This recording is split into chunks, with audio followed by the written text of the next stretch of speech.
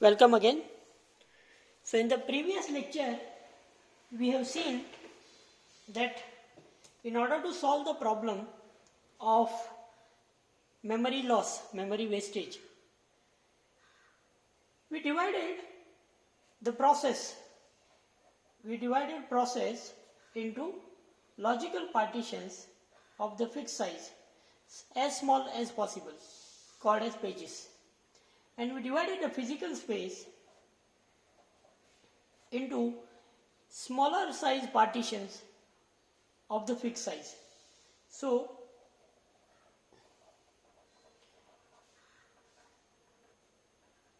and what was important about this is the size of the pages was exactly equal to the size of partition. What was the benefit of this? The benefit of this that we could overcome memory loss to a very great extent. There was no internal fragmentation happening. External fragmentation was happening only in the last frame, where only a small part of the memory was getting wasted, and thus there was no requirement of compaction. So compaction was taken care of, that only when it is required. So always compaction, if we are going with this methodology, compaction is not required. But what is happening is, by dividing logical address space into pages, okay, we are losing the modularity of the program. So what was wrong with paging? See, we just said, we have divided the process into pages, and so far as the memory is concerned, okay, if these are the pages, and so far as memory is concerned, these pages can go anywhere. It can be 0, 1, 2, 3, 4, in any way, okay, and there will be a mapping function. So there will be a mapping function. So we have discussed this already. So this mapping function tells which page is allocated which frame. So we can reach the frame. This is main memory, actual physical memory, and we can using mapping function we can actually reach the frame where the page lies. Every page has got starting address, and it has also got limit. What limit is telling? Starting address is telling the base address, and limit is telling the maximum size of the page, up to which the page is extended. And we have seen how exactly the address translation happened. Okay.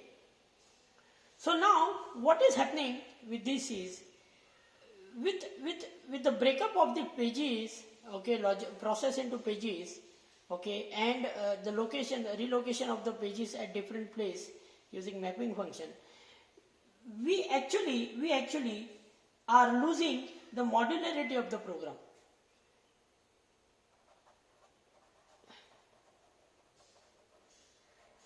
Modularity of the program is lost. Okay, and this is also not a good sign. Okay, all are encouraged to write modular program because the maintenance and ease of debugging. Why modular programming is always encouraged? Because it simply makes the task of maintenance, code debugging very simple. And by adopting this method, where there is a flexibility, we can have any page in any frame, and all the way the entire process is broken down into pages, okay, the actual modularity of the program gets lost. So it may so happen that some part of the process may belong to one page, while the other part of the process may belong to other page. Okay. like like if I want to execute some function, maybe half of the function is covered by page 3, half of the function is covered by maybe page 4. So in that case, the IO activity increases, going, getting, loading, executing, and retrieving it back to the memory location. All these activities increases. Okay, it may happen that start of the loop in page 0 and middle part of page 1 and last page of the part 2, this may be the chronological order. So it makes the entire execution process hodgepodge.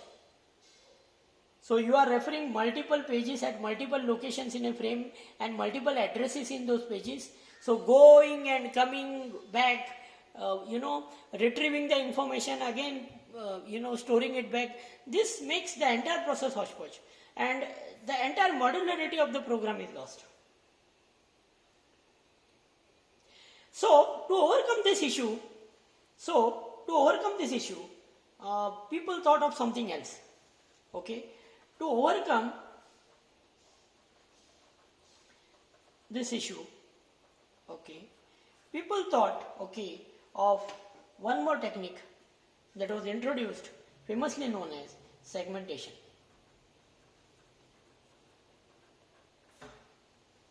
Okay. So what is segmentation? Segmentation is nothing but when we break a logical address space into a number of partitions, every partition will correspond to one module of the program, which is not happening in case of modular programming. So what we can imagine, we can just imagine that if this is a program, there is a program X, okay, the program is having main function, the program is having some other function like square root, finding the square root, the program is having some function that is taking care of display as well as input, okay, and there is a program which is also taking care of some XYZ ABC activity. So entire X program we can view made up of these many different modules. A module which is a main module, a module which is taking care of calculating a square root, okay, a module which is taking care of taking input and displaying output, a module also is doing something else like square root. So what we are doing, we break this entire logical address space into number of partitions. Now main function main, okay, is a module. So what we do, every partition will correspond to every module of the program, and this was not available in case of paging technique. So what we are doing, in short, we are trying to divide a logical space of a program into a partition which actually in that same form in which user presumes program to be.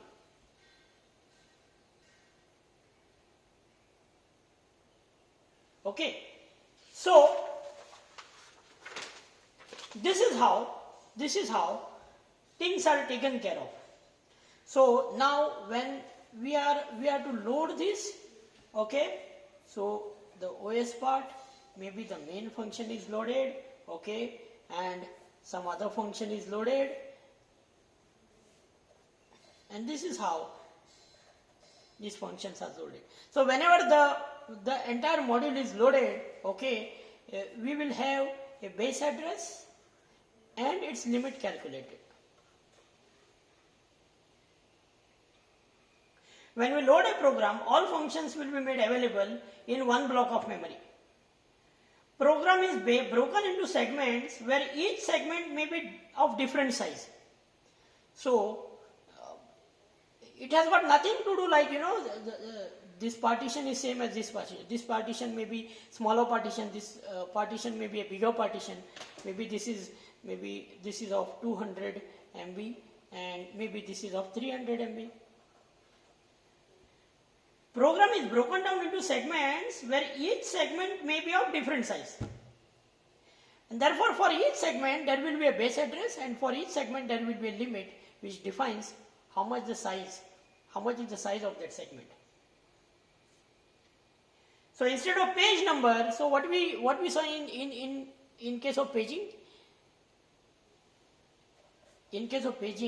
we remember CPU generates a logical address. This has got a page ID as well as a displacement part, and this page ID refers to page management table and a entry of the page management table, okay, whose address is taken up, which is a frame number, and this frame number is added with a displacement part, okay, and then only we get a location in memory, main memory, right? So in this case what we are doing, we are instead of page number what we are doing, instead of page number we will have segment number.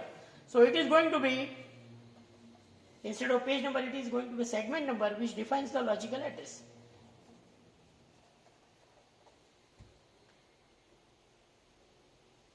And instead of page management table, we will have segment management table. Segment management table.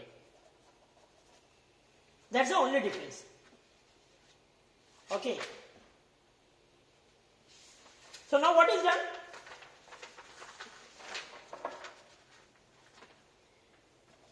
Same as what we have seen in case of paging. You know. So CPU will be there. CPU generates the logical address. This logical address, as we have discussed, comprises of segment ID and the displacement part, the offset part. Okay. And this is what we are going to compare always, that it should not exceed its limit. Okay. It should not exceed its limit. So what is this actually? This actually is the base part. This actually is the base part, and this actually displacement defines the limit. Okay, so this base part, okay, if it should not exceed the memory area. See, it should not cross the memory area. Okay, because if it overlaps, it will create a problem. Your operating system will malfunction, and if it is yes overlapping, it is a trap. It is not. It won't allow. It won't allow. And yes, if it is in limit, what we do is the base address is added with the limit part. Okay, so the combination of this is taken care of, and whatever we get will be nothing but a location in main memory. So this is going to be a segment. So we can imagine of a memory, a segmented main memory. Okay. Now to exploit the benefit, see now what we have achieved. We have retained the modularity of the program. Okay. The program is made available in the memory as per the user's perception of the program. So user's perception is what? Okay, program is made up of different modules. So what we have done? We have placed each module in each partition. The partitions are of variable size. So we refer to a partition means we are referring to a particular module. So the partition will start at some address and it will have some size. And these things will be noted down in segment table. These things will be available in the segment table. So these segment tables will be always used to compare whether it is exceeding the memory limit. And if it is not, then we can generate the final physical address, and this physical address helps us to reach the particular segment. So we have retained the modularity of the program. But now, if we are continuing like this, we are losing the features which were achieved. We are losing the benefits which were achieved due to paging.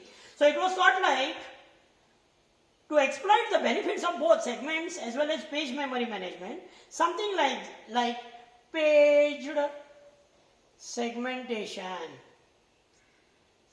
page segmented memory management technique was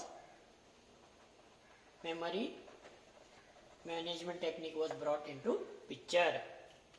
So to have benefits of both the techniques, so paging helps in reducing the memory loss. Paging helps in avoiding compaction. Paging, due to paging, it becomes very easy for us to place the pages flexibly anywhere in the memory.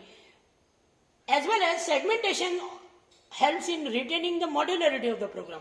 So people thought like we'll combine both the techniques. We'll combine the technique of paging as well as segmentation so that we can have benefits from both the sections. And a new concept was brought into picture, that was paged and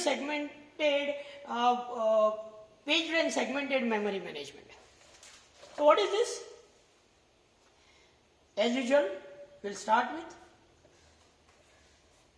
there is a CPU. CPU will generate a logical address, and of course this is made up of segment ID as well as the offset part.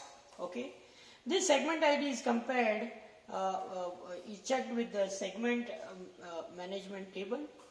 Okay, we get a actual location. Okay, we find the limit, we find the base address. Okay, and this is again compared for the limits. Okay, and if it is lesser, then if it is no, then trap. If it is yes, it behaves properly, there is no problem, it is in the limit, then we'll add the displacement. Okay, we'll add the displacement part. Okay, and what we'll do is we'll have this proper final displacement calculated. We'll have this proper final displacement computed. Okay, so displacement goes forward. And the base address, okay, base address will refer the page management table. We get page address. Okay, and now this page address will give you the frame address, and what we'll do is we'll add page and frame together, and that will be a location in memory, main memory. So now what we are doing? First we are discovering a segment. We are finding out the limit. Okay, we are finding out a limit. If it is in limit, the displacement goes carry forward. We take the base address. We find out the first page. Okay, we get an address of a frame.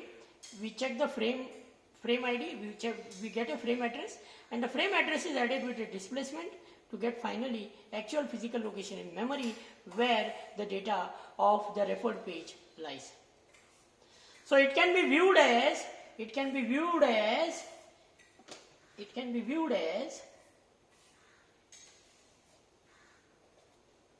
a program with modules, maybe a main module, and the module in turn broken up into pages.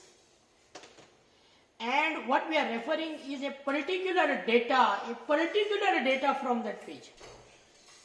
So first we are going to find out a segment. We discover a segment. In the segment we are going to discover a page. In the page we are going to discover a data. So from segment we are going to find out a page, and from page we are going to find out which location in a page. So this is a segment. In the segment this is a page, and in the page this is going to be a displacement, and this is a location where actually data is required from the page. So we are not referring entire page, we are referring a data from a page, and to reach that data in a page we make use of a displacement. To reach the page we make use of the frame ID. To reach the frame ID we make use of the segment ID. So this is how paged segmentation technique is used, okay, in order to bring in the advantages in order to avail the advantages of both paging as well as segmentation technique. Okay, so that is all about paging, that is all about segmentation, and that is all about paged segmentation techniques.